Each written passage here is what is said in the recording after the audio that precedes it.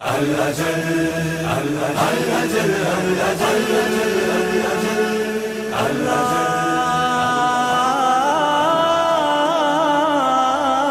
اللهم عجل لوليك الفرج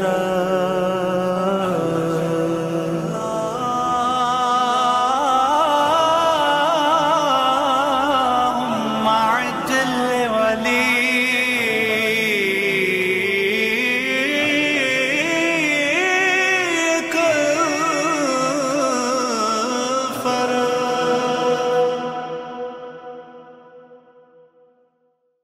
اعوذ باللہ من الشیطان الرجیم بسم اللہ الرحمن الرحیم وبہ نستعین وصلی اللہ علی سیدنا ونبینا وعلی اہل بیتہ الطیبین الطاہرین اما بعد فقد قال اللہ تبارک وتعالی فی کتابہ المجید بسم اللہ الرحمن الرحیم انا انزلناہ فی لیلۃ القدر وما ادراک ما لیلۃ القدر لیلۃ القدر خیر من الف شہر تنزل الملائکۃ والروح فیہا بإذن ربہم من کل امر سلام ہی حتی مطلع الفجر۔ عزیزان اور دوستان، ہماری گفتگو امام زمانہ علیہ السلام کے سلسلے میں جاری ہے۔ امام جعفر صادق آل محمد علیہ السلام نے فرمایا، یا معاشر الشیعہ، اے میرے شیعوں، اے ہمارے شیعہ، جب ہمارے دشمن سے تم گفتگو کرو تو سورہ قدر کو اپنی دلیل قرار دو۔ جب آپ ہماری ولایت کے بارے میں دلیل دینا چاہتے ہو فخاصموا بسورۃ القدر، تو ان کو سورہ قدر کی دلیل دو۔ سورہ قدر میں ایسی کیا شے ہے جس کو امام نے فرمایا کہ جب ہمارے دشمن سے یا جب ہم مخاطب سے تم کوئی دلیل پیش کرو ولایت کے بارے میں تو سورہ قدر کو ہمارے ولایت اہل بیت علیہ السلام کے سلسلے میں پیش کرو۔ سورہ قدر ایک عظیم ترین سورہ ہے، سورہ قدر جس کے بارے میں جیسے کہ آپ کو معلوم ہے سورہ قدر ایک لیلۃ القدر جس کے بارے میں بیان کیا گیا کہ یہ قرآن مجید لیلۃ القدر میں نازل کیا گیا، اسی سلسلے میں سورہ قدر میں آیت نازل ہوئی ہے جو ہماری شاہد مثال ہے، جو ارشاد ہوا تنزل الملائکۃ والروح، کہ لیلۃ القدر وہ شب ہے کہ جس شب میں ملائکہ نازل ہوتے ہیں۔ اب عزیزان گرامی، ملائکہ اور روح اس شب میں نازل ہوتے ہیں، لیکن سوال یہ ہے کہ یہ ملائکہ اور یہ روح کہاں پہ نازل ہوتی ہیں اور کس کے پاس نازل ہوتے ہیں؟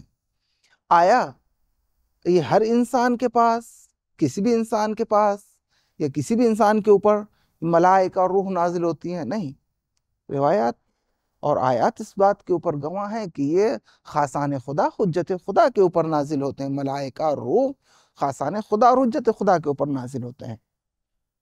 اب کیونکہ لیلۃ القدر ایسی رات ہے کہ جو ہر سال، یہ لیلۃ القدر ہر سال ماہ رمضان مبارک میں آتی ہے، اور ایسا نہیں ہے کہ صرف زمانے رسول تک کی مخصوص تھی، اس کے بعد لیلۃ القدر نہیں ہے، نہیں، یہ لیلۃ القدر زمانے رسول میں، زمانے رسول کے بعد، زمانے امام علی کے بعد امام حسین سے آخر زمان تک، امام زمان علیہ السلام، بلکہ قیامت تک لیلۃ القدر جاری و ساری ہے۔ جس طرح لیلۃ القدر پہلے تھی اسی طرح آج لیکن سوال یہ ہے، یہ شب قدر، اس شب قدر میں جو ملائکہ تنزل الملائکہ، کیونکہ آیت یہ کہتی ہے فرشتے نازل ہوتے ہیں اور ہوتے رہیں گے قیامت تک۔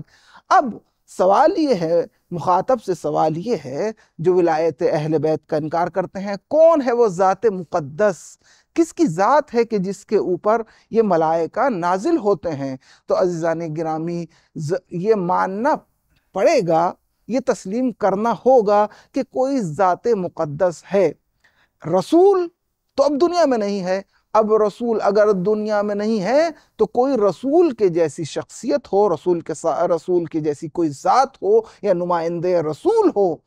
تو عزیزان گرامی نمائندہ رسول کون ہے؟ رسول کے جیسی ذات کس کی ہے؟ رسول کے جیسی ذات امیر المومنین علی ابن ابی طالب کی ہے۔ امیر المومنین اب دنیا میں نہیں رہے ہیں، اب یہ ملائکہ کہاں پہ نازل ہوں گے؟ یہ ملائکہ امام حسن کے اوپر نازل ہوں گے۔ اب امام حسن اس دنیا میں نہیں ہے تو یہ ملائکہ کہاں پہ نازل ہوں گے؟ یہ روح کہاں پہ نازل ہوگی؟ امام حسین کی ذات مقدس ہے۔ اسی طرح سلسلہ چلے گا، امام زین العابدین کے بعد امام محمد باقر کے بعد امام جعفر صادق، تمام ہی کہ اسی طرح یہ سلسلہ جا کر امام زمانہ علیہ السلام سے متصل ہو جائے گا۔ پھر عزیزان گرامی ماننا ہوگا کوئی شخصیت ہے، کوئی ذات مقدس ہے اس قرۃ ارض کے اوپر، اس زمین کے اوپر، جس کے اوپر ملائکہ لیلۃ القدر میں نازل ہوتے ہیں، جس طرح رسول کے اوپر نازل ہوتے تھے، جس طرح امیر المومنین کے پاس نازل ہوتے تھے۔ تو وہ ذات مقدس، وہ حجت خدا امام زمانہ علیہ السلام ہیں جن کے اوپر یہ ملائکہ نازل ہوتے ہیں۔ عزیزان گرامی ایک روایت میں ملتا ہے کہ رسول اکرم صلی اللہ علیہ وآلہ وسلم گریہ فرما رہے تھے اور سورہ قدر کی تلاوت فرما رہے تھے۔ رسول کے 2 صحابی رسول کے پاس آئے اور آنے کے بعد فرمایا اللہ کے رسول اتنا گریہ کرنے کا سبب کیا ہے کہ سورہ قدر کو پڑھتے ہوئے آپ اتنا گریہ کر رہے ہیں، تلاوت کرتے وقت اتنا گریہ کیوں کر رہے ہیں؟